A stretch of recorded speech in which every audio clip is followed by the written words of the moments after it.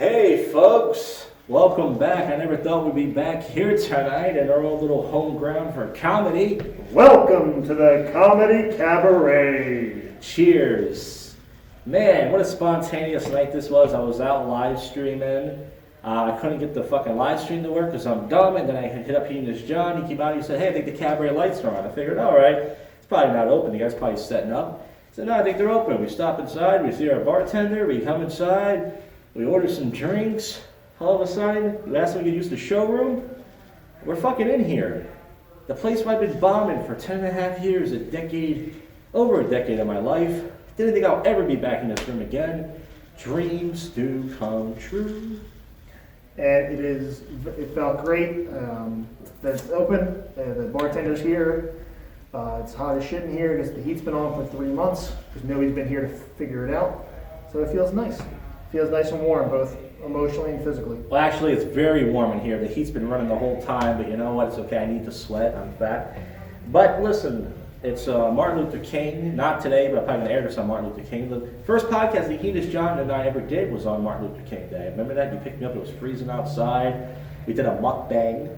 We did a KFC thing, which you never aired, and then we did the podcast. And that was Martin Luther King Day. That was like, what, 3 years ago? That was a while ago. We do it on Martin Luther King Day because we have respect for other cultures and races. As you know, this channel's all about that. Because Martin Luther helped the great schism of Christianity and created Methodists against Catholicism. So we celebrate Martin Luther. That's right. Now, John, I messed up last time. I was so busy worrying about my props and everything from Amazon, and I had stuff on my mind. The whole reason last time we were supposed to get together is you had a story. Right. You wanted to share a sex toy story, and you had pictures. And we can't show the pictures, folks, thank God. But why don't you get into this? You want me to show my penis? Well, we can say that for later. Why don't you tell the story so first? I'll put my ass to the camera, and then I'll show you my penis. All right. I already seen the pictures. Oh, it looks just like I remember. It's roadkill. Well, let's see. So okay, I'll speak of it. So pre-COVID, I was active in the sex-positive community, and part of that was being with lots of people. So with COVID going around and me not being able to have partners, I thought, let me spend this time and get better so that once the COVID restrictions come up, I will be able to have sex a lot more effectively. So I bought a pump in order to go from the 10 to the 12 point, because I kept getting stuck at 10. So I went from 10 to 12, and I got a new. I had never bought a pump before, penis pump, obviously. Now, penis pump, is it to make your penis bigger? So the way it works is it creates a vacuum, and like with any kind of vacuum, something will fill the vacuum. A power vacuum is the obvious answer. If you kill a leader, it'll create a hole where there needs to be a leader, and somebody will fill that. So in this case, when you turn on the pump, it pulls all the air out, and in order to fill the gap, blood is pulled into the penis. I'm trying to say it more. This is more scientifically. If somebody asked me what a penis pump was, I would have said very simple. A guy sticks his dick in this tube. He presses on something to squeeze it to make it tight with pressure, and it's supposed to make it bigger. That would have been my guess. But the important part is it works because it pulls blood aggressively into your penis. Aggressively. So what happened? That's the key part. What happened when you did this? So I had never used it before. I didn't know how it works. Always read reviews on Amazon, folks. Always read reviews. But I did read reviews, and I I just said people had good experiences. Mm-hmm. So I think I had it on for too long, or there were a couple issues that I had, but the final result was it. Once I took it off, I had some burst blood vessels in my penis. As well as it stretching the skin of the shaft. I thought you were demonstrating. Pulling the skin of the shaft over top of the head of the penis to create a foreskin of sorts. So basically, if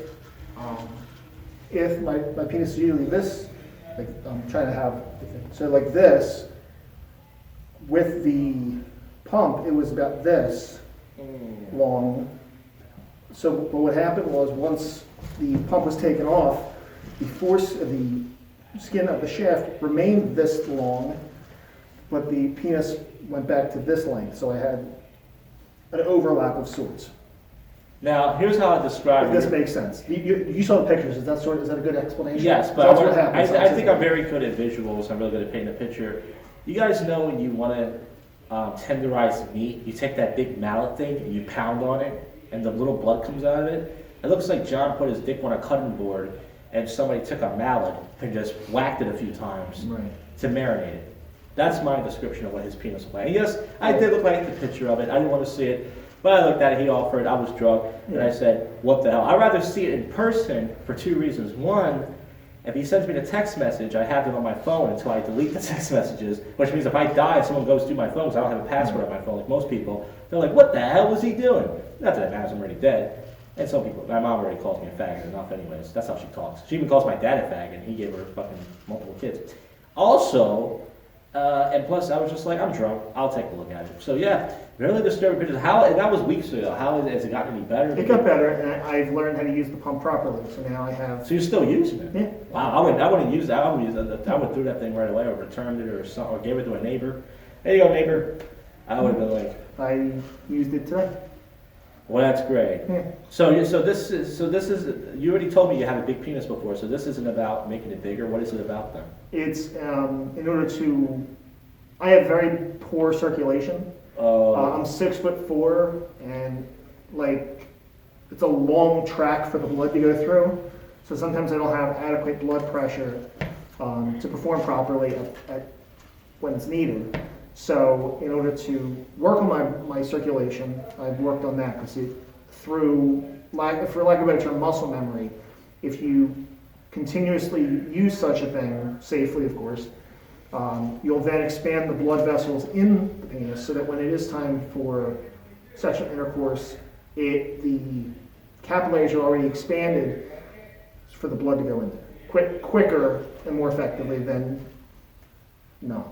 This is the most scientific conversation I've ever had about cock before, and I'm not joking.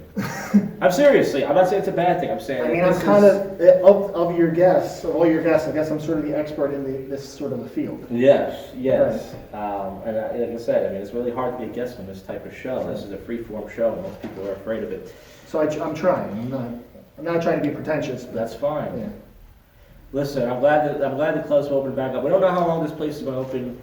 You never know. I mean, the thing is, the bartender gave us pizza to put in front of us. It was very good pizza that we ate the pizza. Yeah, we had the pizza in front of us to elude them. No, we ate for legal purposes. We ate the pizza we were given. Yes, the pizza. But I'm just saying that I hope this place stays open for a while because now I feel tempted to almost come up here every Saturday now because I have no. I went down to the city because I feel like I have no choice. I don't have friends. I don't have people I can really call. I called you tonight, but I feel like it was just like, spur of the moment thing. But I can text and call more people. It's all in my head. I've been treated like pretty bad. But anyway, I just usually go down to the city, but now I don't feel tempted to go. I may come here every Saturday now. Right. Well, I'm glad you invited me out because when I went to go pick you up, like you said, when I went to go pick you up, I saw the lights on, and I was like, I think the cabaret's open. Yeah. And we sometimes pull in the parking lot and then do shows from the parking lot. Yeah, last time we did a show, a African-American chap pulled up at the side of us. And I think he was waiting on somebody. For all fairness, I'll give him the benefit of the doubt. He was probably waiting on somebody, but still, we were just kind of like, well, don't look. But then the bartender made a funny joke. He said, yeah, they wouldn't try anything. He was just joking, folks. He's not a racist. I don't know why I brought that up. Oh, jeez. But I've been drinking tonight, man. My personality is terrible enough. When I start drinking, it gets even worse. But once again, yes, as far as the live streaming thing goes, I only paid $40 to reactivate my stupid hotspot. I'm too stupid to figure out these programs. I was live for a few minutes, and then I don't know what happened, but I got to figure it out. But anyways, I only paid for 3 gigs of data. I think that's like, 2 or 3 live streams, and then it's like, that's it, you're capped. But regardless, folks, I don't have anything else to do. I have nothing going on. And this place is all I really have on Wednesday nights. I'm glad you invited me out tonight because I saw it, we came out here, the bartender said it was the first night opening. It was Yeah, that's weird. It was the first all, it all night kind of back. worked out well. As well, because I watch live streams of other live streamers. They're from Texas, Indianapolis, and everything's open. And I'm like, when the hell is Philadelphia going to get open? I know the cases went up and all that shit, but I'm like, this is bullshit. I see everybody else sitting in bars. When the fucking finally folks have happened, I wouldn't say a dream country, but it's nice to get out the house and it's nice to be in somewhere. I mean, hanging out in a car, look, it's cool, but it's nice to actually be in somewhere. And this place has so many memories. My God, so many stories. I can go on and on. A woman we talked about on the show before, Ann Smith, she made it up. She just died, right? Well, no, don't even joke like that with her. You said the ghost of Ann Smith was here. I said the ghost of Ann Smith meaning her spirit, not that she died. Oh. Anyways, but she left a bag of cookies. She always leaves snacks for the bartender to share with the comedians. And listen, she's been a part of history here. Even before I was coming here, she was on last. And she always went on. Oh, I'm sorry. I thought you meant like the cops were here and we should hide. I was like, oh, I'm sorry. But nonetheless, she's been coming here before I started, and she used to always go online. She doesn't come around much anymore. But it's cool that she stopped by. At least I don't know how she knew the place was open. She saw the lights on and she stopped by. I wonder what other places. I don't think she goes any other places besides here. Talking about Ann? Yeah, we're talking about Ann. I know people have seen her out in public before. She's very shy. She will run away. But regardless, listen, I don't have anything else to talk about. What do you have? Anything else? I mean, next show we can talk about chlamydia. And Oh, you have the rise of it. Oh, chlamydia, is it going around? Yeah, Just tape yeah. it. The next episode, I'll give Josh my chlamydia. Well, listen, folks, we wish we could do more time. It's my fault. We told ourselves next time we're going to prepare for this. But I'm lazy. I rarely have guests on the show, and when I do, I'm like, I don't care to prepare for this shit. Well, I mean, I'm on an airsoft team now, which is BB Gun Fights for Adults.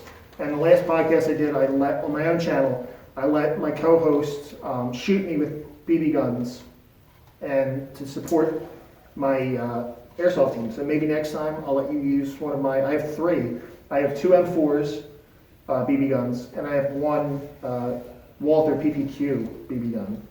So you can collectively, you could shoot, can't do the math right now, 120 times. You can shoot me with, I think, 700 BBs. The ability for you to shoot me with 100 is 700 BBs. Wow. That's something to look forward to, guys. Even though I don't like to put people in pain, what I do, I just put out bad content. And that pain is enough to chase away new subscribers. That's emotional pain, though. I know. I get a lot of new subscribers in the channel, and it's so funny. It's funny, when I go on a meet, when I do a bit, I tell these kids, it's mostly kids, and they're all assholes. Like, they do prank calls, and they call people the N-word, they do fucked up shit. They're assholes like me.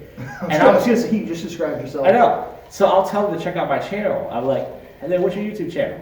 Type it in, JoshJak. They go, yeah. So they follow me, and then they see something that they don't like, and they subscribe. I go, how can I offend these kids? They're pieces of shit. They're on the internet. They call people fat and ugly. They troll people. I'm like, their parents are nowhere to be found. I'm like, how am I offending these fucking kids? Yeah, you keep describing yourself. I am. But my parents were around, though. Their parents. I don't know. I wish, dude, like, these kids have it made. They all have studios. Like, when I was a kid, my parents bought me Sega Genesis games and PlayStation games. I had video games. But they got fucking desktop computer systems, with gaming, cameras, microphones, green screens, LED lights. They got it all. And I had a Super Nintendo and a child molestation charge. Yeah. As a kid. And I went to Catholic school, so I just had PlayStation. After PlayStation 2, I stopped and stuff, but that's all I had. And my parents bought me video games, so they were overprotective. They didn't want me to leave the house. I didn't have really friends anyway. Very introverted. But these fucking kids, they have like a studio. And I'm like, what the fuck? What do these kids do to deserve that? They're not working. They're not, they don't have a paper out like some of us had, or passed out menus like I used to do, or anything. They're just on the internet, calling people like me fat. All that jazz. So it's fun to offend even people like that.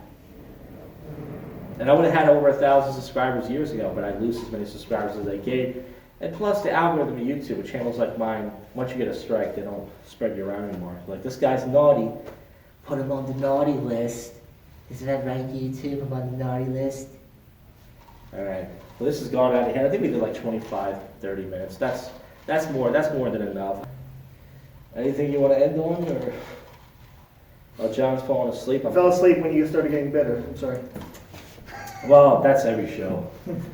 I'm good. I'm done. I was just doing a stupid joke. Well, thanks to John for sharing his penis story. If you want to see the pictures, go to his YouTube channel. Hedonist John.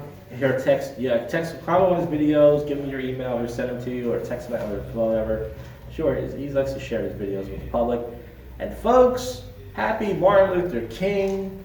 If you're a white person watching this channel, and I think most people who subscribe to this channel are white. I don't know why. Do something nice for a person of color that day. Let them get in front of you in a shopping center. You know, do nice stuff for them. Just do something. Just do one thing nice. I don't know. Now, Go to Popeyes, buy a bucket, a whole bag of chicken, hand them out. I don't know. Do something that shows your solidarity. Because as a white person, you have it too good. Even if you work for a living, your white privilege. And John has had enough, and I've had enough too. See you, folks, on the next one.